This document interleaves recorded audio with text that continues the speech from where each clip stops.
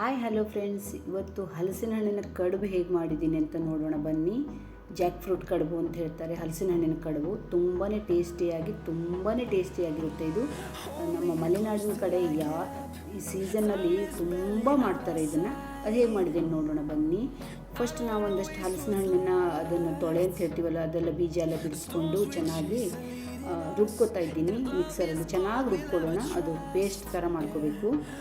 ಸುಮಾರಷ್ಟು ನಾನೊಂದು 25-30 ತೊಳೆ ಲೆಕ್ಕ ತೊಗೊಂಡಿದ್ದೆ. 25-30 ಪೀಸ್ ತೊಗೊಂಡಿದ್ದೆ. ಚೆನ್ನಾಗಿ ರುಬ್ಕೊಂಡು ನೋಡಿ. ಅದಕ್ಕೆ ರುಬ್ಬಿ ಆದಮೇಲೆ ನೀರು ಹಾಕ್ತೇನೆ ರುಬ್ಕೋಬೇಕು. ಏನೇನು ನೀರು ಹಾಕಬಾರ್ದು, ಏನು ಮಾಡಬಾರ್ದು. ಆಮೇಲೆ ನಾನು ಅಕ್ಕಿ ತರಿ ಅಂದರೆ ಅಕ್ಕಿ ರವೆ ಅಂತ ಹೇಳ್ತೀವಲ್ವ, ಅಕ್ಕಿ ತರಿ ಮನೆಯಲ್ಲೇ ಮಾಡ್ಕೋಬೇಕು. ಅಕ್ಕಿನ ಪೌಡ್ರೆಲ್ಲ ಮೀಡಿಯಮ್ಗಿಂತ ಸ್ವಲ್ಪ ಸಣ್ಣದಾಗಿ ತರಿ ಮಾಡಿಕೊಂಡು ಅದನ್ನು ಮಾಡ್ಬೋದು. ಇಲ್ಲ ಅಂಗಡಿಯಲ್ಲಿ ಸಿಗುತ್ತೆ ಅಂದರೆ ಅದನ್ನು ತರ್ಬೋದು. ನಾನು ಅಂಗಡಿಯಲ್ಲಿ ತಂದಿದ್ದೆ. ಅದನ್ನು ಚೆನ್ನಾಗಿ 2-3 ಸರಿ ತೊಳೆದು ಆಮೇಲೆ ಇದಕ್ಕೆ ಮಿಕ್ಸ್ ಮಾಡಬೇಕು. ಹಲಸಿನ ಹಣ್ಣಿನ ಇದು ಗುಳ ಅಂತ ಹೇಳ್ತೀವಿ, ರುಬ್ಕೊಂಡಿರ್ತೀವಲ್ಲ ಅದಕ್ಕೆ. ಸಾಮಾನ್ಯವಾಗಿ ನಾನು 1.25 ಗ್ಲಾಸು ತೊಗೊಂಡಿದ್ದೆ ಫಸ್ಟು ಅಕ್ಕಿ ರವೆನ. ಚೆನ್ನಾಗಿ ಅದನ್ನು ತೊಳೆದು ಚೆನ್ನಾಗಿ ಕೈಯಲ್ಲಿ ಹಿಂಡಿ ಹಾಕಬೇಕು. ನೀರಿನ ಅಂಶ ಇರಲೇಬಾರ್ದು. ಆಮೇಲೆ ಅದನ್ನು ಚೆನ್ನಾಗಿ ಮಿಕ್ಸ್ ಮಾಡಬೇಕು. ಇದರಲ್ಲಿ ಹಾಕಿ ಹಲಸಿನ ಹಣ್ಣು ಏನು ರುಬ್ಬಿಟ್ಕೊಂಡಿದ್ವಲ್ಲ ಅದರಲ್ಲಿ. ಆಮೇಲೆ ಅದಕ್ಕೆ ಎಷ್ಟು ಬೆಲ್ಲ ಬೇಕು ಅಷ್ಟು ಬೆಲ್ಲನ ಹಾಕೋಣ. ನಮ್ಮ ಊರ ಕಡೆ ಬೆಲ್ಲ ಇದು ಸ್ವಲ್ಪ ಕಪ್ಪಿರುತ್ತೆ ನೋಡಲಿಕ್ಕೆ. ಅದು ತುಂಬ ಟೇಸ್ಟಿಯಾಗಿರುತ್ತೆ. ತುಂಬ ಇದು ಆರ್ಗ್ಯಾನಿಕ್ ಬೆಲ್ಲ, ಇದು ತುಂಬ ಚೆನ್ನಾಗಿರುತ್ತೆ. ಇದನ್ನು ಒಂದು 4-5 ದೊಡ್ಡ ಸ್ಪೂನಲ್ಲಿ ಹಾಕಿದ್ದೀನಿ ಬೆಲ್ಲನ. ತೆಳ್ಳಗಿರಬಾರ್ದು, ಗಟ್ಟಿ ಬೆಲ್ಲನೇ ಹಾಕಬೇಕು.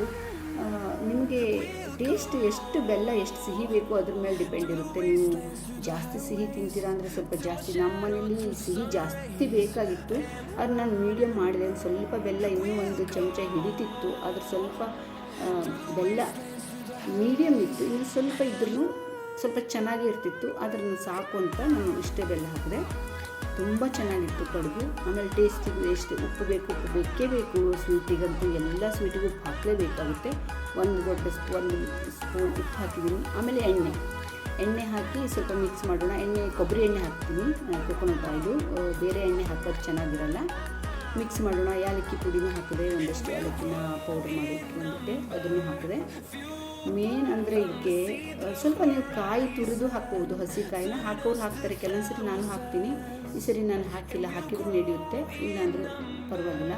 ಇದನ್ನೆಲ್ಲ ಮಿಕ್ಸ್ ಮಾಡಿಕೊಂಡು ಒಮ್ಮೆ ನಿಮಗೆ ಸ್ವಲ್ಪ ತೆಳ್ಳಗೆ ಅನ್ನಿಸ್ತು ಹಿಟ್ಟು ಅಂದರೆ ಚೂರು ಕೈಯಲ್ಲಿ ನೋಡಿದ್ರೆ ಅದೊಂದು ಹದ ಹಿಡಿಬೇಕು. ಟೆಕ್ಸ್ಚರ್ ಅದು ಗೊತ್ತಾಗುತ್ತೆ ನೋಡಿ, ಕನ್ಸಿಸ್ಟೆನ್ಸಿ ಹೆಂಗೆ ಬಂದಿದೆ ಅಂತ. ಈ ಥರ ಇಷ್ಟು ತೆಳ್ಳಗಿದ್ರೆ ಸ್ವಲ್ಪ ಮೆತ್ತಗಾಗ್ಬಿಡುತ್ತೆ.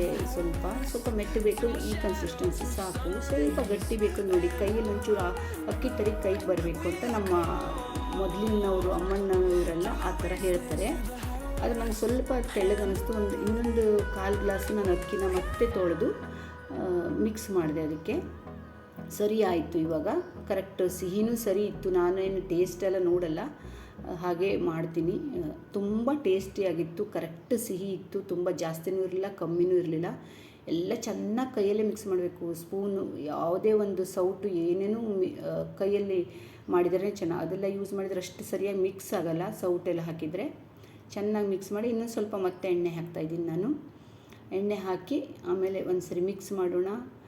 ಆಮೇಲೆ ಇದೆಲ್ಲ ರೆಡಿ ಆಯಿತು. ಈಗ ಒಂದು ಕುಕ್ಕರ್ ಪಾತ್ರ, ಒಂದು ಸಣ್ಣ ಅನ್ನ ಮಾಡ್ತೀವಲ್ವ ಕುಕ್ಕರ್ ಪಾತ್ರ, ಅದರಲ್ಲಿ. ಆಮೇಲೆ ಒಂದು ಕೇಕ್ ಪ್ಯಾನ್ ಇತ್ತು ನನ್ನ ಕಡೆ, ಅದರಲ್ಲಿ ನಾನು 2 ಪಾತ್ರೆಯಲ್ಲಿ ಹಾಕಿಟ್ಟಿದ್ದೀನಿ. ಅದಕ್ಕೆ ಎಣ್ಣೆ ಹಚ್ಕೊಳ್ಳೋದು ಏನೂ ಬೇಕಾಗಲ್ಲ ಪಾತ್ರೆಗೆ ನೋಡಿ.